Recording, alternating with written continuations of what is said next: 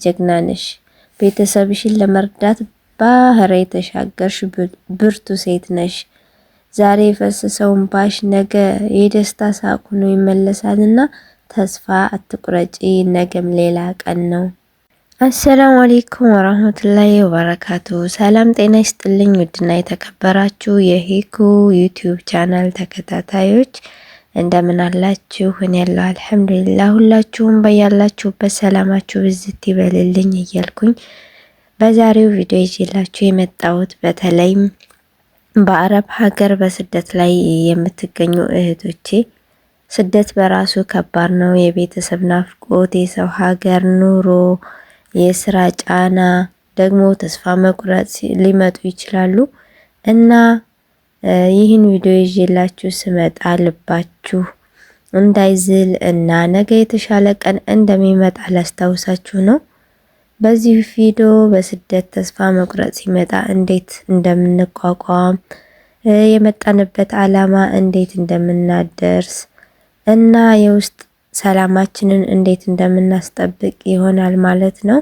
እስከ ቪዲዮ መጨረሻ ድረስ አብራችሁኝ በመሆን ሰብስክራይብ እንዲሁም ላይክ አስተያየቶቹን ደግሞ ኮሜንት ላይ በመጻፍ አብራችሁኝ እስከ መጨረሻው ቆዩ ላለሁኝ።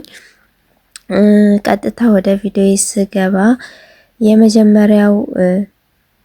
የመጀመሪያው ሀሳቤ ስደት ጊዜያዊ ድልድይ አድርጋችሁ እንድትይዙት ነው ላስታውሳችሁ የምፈልገው።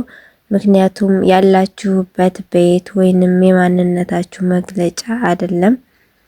ዛሬ የምታጥቢው ወለል፣ የምታስተናግጃቸው ሰዎች፣ የምትሰሪላቸው ምግብ ለነገው ትልቅ ማንነትሽ አይወስኑትምና ይህም ያልፋል የሚለውን ቃል ሁል ጊዜ በልብሽ ያዢ እልሻለሁ እህቴ። ሁለተኛው ነጥቤ ደግሞ የመጣሽበትን ዓላማ አስታውሺ። ምክንያቱም የመጣሽበት ዓላማ ምን እንደሆነ ሁሌም በምታስታውሽበት ጊዜና ተስፋ መቁረጥ አይመጣብሽም ማለት ነው። ተስፋ መቁረጥ ሲመጣብሽ ደግሞ ከሀገርሽ የወጣሽበትን ምክንያት አስቢ። እናትሽን ለማሳከም፣ ቤት ለመስራት ወይንስ ለልጆችሽ የተሻለ ህይወትን ለመፍጠር?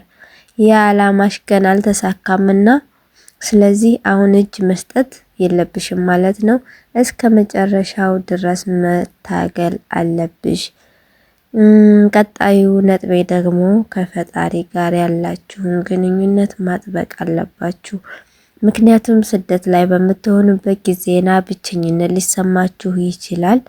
ስለዚህ ያንን ብቸኝነትሽን እንዳይሰማሽ የሚያደርግ ከፈጣሪሽ ጋር ያለሽን ግንኙነት ማጠናከር፣ ጸሎት ወይንም ዱዓ ማድረግ።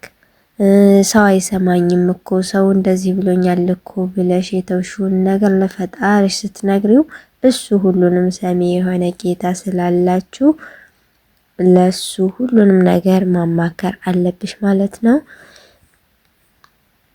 እንዲሁም ደግሞ የተለያዩ ሶሻል ሚዲያዎችን ትጠቀማላችሁ። እነ ቲክቶክ፣ ፌስቡክ ሊሆን ይችላል፣ ዩቲዩብ ሊሆን ይችላል እና በዛ ሶሻል ሚዲያ ላይ በምትጠቀሙበት ጊዜና የሌሎችን ህይወት አይተሽ በራስሽ ህይወት አትከፊ። ምክንያቱም ሁሉም ሰው እዛ ሚዲያ ላይ የሚያወጣው የራሱን የቆሰለ ጎኑን፣ የተጎዳ ጎኑን ደብቆ ነው እና ስለዚህ ያንን ማንነት እኛ ስለማናቀው በሚታየው ደስታ ከላይ ባለው ደስታ ብቻ አይተሽ ራስሽን ማወዳደር የለብሽም ማለት ነው። በሚመጣብሽ ፈተና ሁሉ ራስሽን ማበርታት አለብሽ፣ አንቺ በራስሽ መንገድ ላይ ስለሆንሽ ማለት ነው።